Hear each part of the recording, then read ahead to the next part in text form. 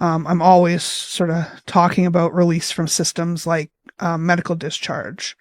So we know lots of folks seek health, one of the most expensive systems. Mm-hmm. They seek health for a variety of different reasons, health reasons, obviously, but they also seek health for shelter, particularly in winter or in extreme situations.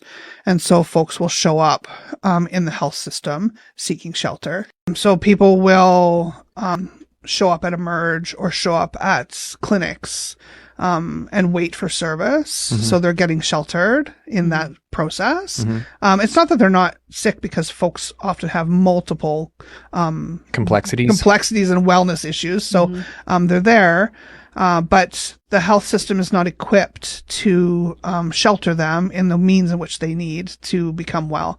And so they'll show up at Emerge. They'll get the medical attention, hopefully, that they need, and then they're just discharged back. And oftentimes, and particularly during COVID, we saw this a lot, but even coming out of COVID, we're still seeing it, where medical discharge to the street, or medical discharge to Prairie Harm, or medical discharge to a cab. The cab shows up at Station 20 West. We see people coming from medical discharge still in their hospital gowns, not with nothing that they came in with. We're seeing medical discharge at like Friday at 4:30 in the afternoon when nothing is open.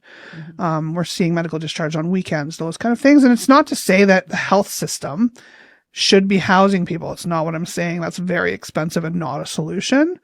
But when the policy is creating a space where it's okay to just say, so you're not our patient or client or relative here, but we don't know where you need to go.